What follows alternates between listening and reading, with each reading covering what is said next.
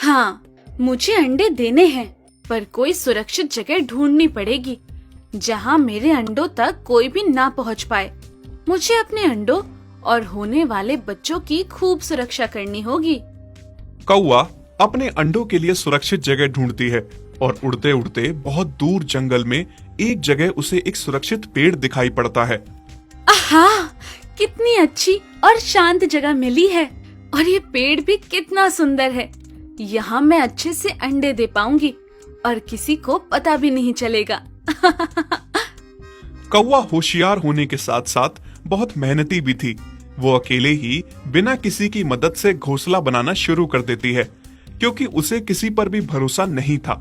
वो किसी प्रकार का भी कोई रिस्क नहीं लेना चाहती थी, इसीलिए खुद ही तिनका तिनका घास और लकड़ियों के जोड़ से घोंसला तैयार करती है।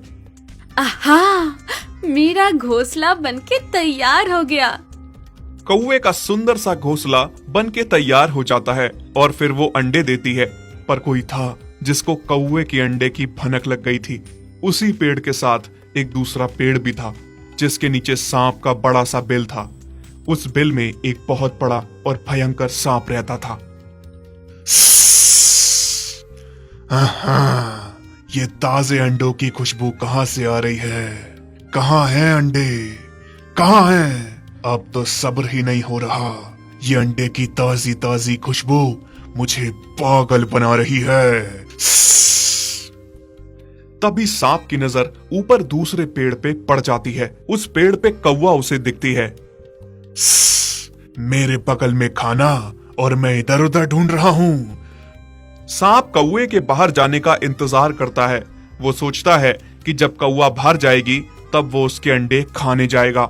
जैसे ही कौवा दाना खाने बाहर गई, बाद में सांप अपने बिल से बाहर निकल के पेड़ पे चढ़ गया और घोंसले में जाके सारे अंडे खा गया। बहुत मजा आया ताजा ताजा अंडे खा के। जब कौवा दाना खा के वापस अपने घर आती है और अपने अंडे नहीं पाती तो मेरे अंडे कहाँ गए? कौन ले गया? थोड़े दिनों में अंडों से मेरे बच्चे बाहर आ जाते। किसने खाए मेरे अंडे? फिर कुछ दिन बाद सांप को बहुत भूख लगी।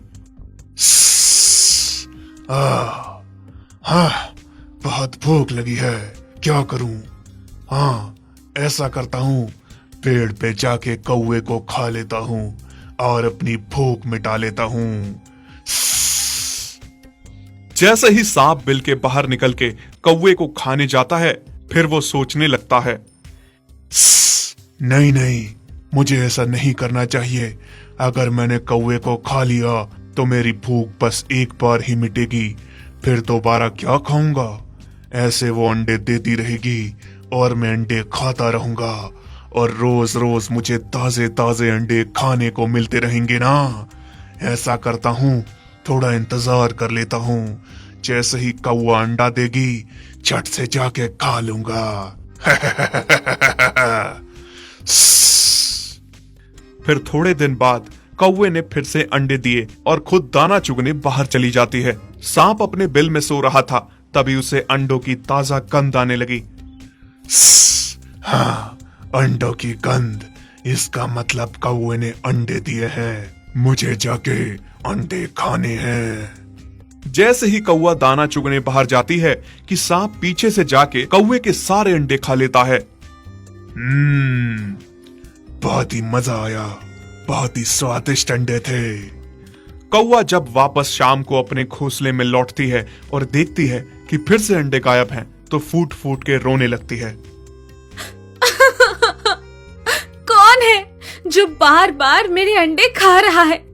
हे भगवान, मेरे साथ ऐसा कौन कर रहा है? अब मुझे पता लगाना ही होगा, ऐसा कौन कर रहा है। अगले दिन कौवे ने फिर से अंडे दिए और पता लगाने के लिए खुद छिपके देखने लगी कि आखिर कौन है जो उसके अंडे खा रहा है। अंडों की गंध सूंघते हुए सांप फिर से पेड़ पे चढ़ गया। फिर जैसे ही अंडे खाने लगा, कौवा बाहर निकली। अच्छा, तो ये तुम हो जो रोज रोज मेरे अंडा खा रहा है, दुष्ट कहीं के। कौवा सांप से बहुत लड़ने की कोशिश करती है। वो अपनी जी जान लगा देती है अंडे बचाने में, लेकिन सांप से हार जाती है और सांप एक बार फिर से सारे अंडे खा लेता है। कितने निर्दयी हो, कैसे मेरे अंडे खा गए। तुम्हें तो नहीं छोड़ूंगी। पिद्दी भर कौवा मुझसे मुकाबला करेगी। तुम मान क्यों नहीं लेती कि तुम मेरा कुछ भी नहीं बिगाड़ सकती हो? कहाँ मैं इतना बलशाली और कहाँ तू कमजोर सी कौवा। अगर मेरा बस चलता तो मैं अभी के अभी तुझे खा जाता, पर नहीं, मैं ऐसा नहीं करूंगा। अगर मैं तुझे खा गया तो जो रोज तेरे अंडे खाता हूँ वो कहाँ से खाऊंगा? चल, तेरी जान बख्श देता हूँ, पर कल मेरे लिए अच्छे अच्छे अंडे देना ताकि मैं मजे से खा सकूं। कौवा बहुत दुखी हो जाती है, रोती है और सोचती है ऐसा क्या करूं जिससे सांप को सबक भी सिखा सकूं और अपने अंडों को भी बचा सकूं। फिर एक दिन की बात है, कौवा बहुत परेशान होती है और रोती है। तभी वहां से एक बुजुर्ग मैना निकलती है। बेटी, क्या हुआ? तुम रो क्यों रही हो? बताओ मुझे, शायद मैं तुम्हारी कुछ मदद कर पाऊं। कौवा बुजुर्ग मैना को अपनी सारी परेशानी बताती है। मैना उसे बताती है कि वो उसे परेशानी से बाहर निकाल सकती है और सांप को भी सबक सिखा सकती है। मैना ने उसे समझाया कि आगे उसे क्या करना है।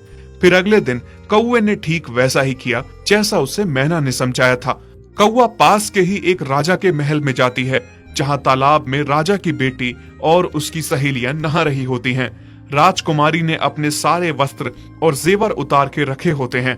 कौवा उड़ती हुई आती है और राजकुमारी के जेवर छाट के कंगन निकाल के उड़ जाती है। अरे अरे, मेरे कंगन! सिपाहियों, पकड़ो उस कौवे को, वो मेरा कंगन ले जा रहा है, पकड़ो! सिपाही कौवे के पीछे पीछे भागते हैं। पकड़ो, पकड़ो इस कौवे को! हाँ, पकड़ो, पकड़ो इस चोर कौवे को जो हमारी राजकुमारी का कंगन चुरा के भागा है। कौवा भागते भागते सीधा उस बिल के पास आ जाती है जहां वो सांप छुप के बैठा था, और कौवा उस कंगन को बिल के अंदर डाल देती है और खुद जाकर अपने पेड़ पे बैठ जाती है। अरे, इस कौवे ने तो कंगन बिल के अंदर डाल दिया है, अब क्या करें? करना क्या है? राजकुमारी का कंगन वापस लेकर ही जाना होगा, नहीं तो हम जिंदा नहीं बचेंगे। तोड़ दो इस बिल को और कंगन निकालो। तीनों सिपाही डंडों से बिल को तोड़ने लगते हैं। तभी थोड़ी देर में बिल से सांप बाहर निकलता है। हाँ, इसमें तो सांप है। मारो, मारो इस सांप को, मारो, नहीं तो हम बिल से कंगन नहीं निकाल पाएंगे। इस तरह से सिपाही डंडों से पीट पीट कर सांप को मार डालते हैं और बिल को तोड़ के कंगन निकाल लेते हैं। आहा, मजा आ गया, मजा आ गया। कौवा बुजुर्ग मैना का धन्यवाद देती है। मौसी, अगर आप ना होती तो मेरा क्या होता? आपने मुझे समझाया कि हमेशा सूझबूझ से काम लेना। आपने ही मुझे हिम्मत दी, मुझ में ताकत लाई उस सांप से लड़ने की, वरना मैं तो हार मान बैठी थी। धन्यवाद मौसी आपका। कौवे ने फिर से अंडे दिए और कुछ ही दिनों में अपने बच्चों के साथ खुशी खुशी रहने लगी। अगर आपको हमारी ये वीडियो अच्छी लगी तो प्लीज़ हमारे फेसबुक पेज को लाइक, शेयर, कमेंट और फॉलो ज़रूर करें।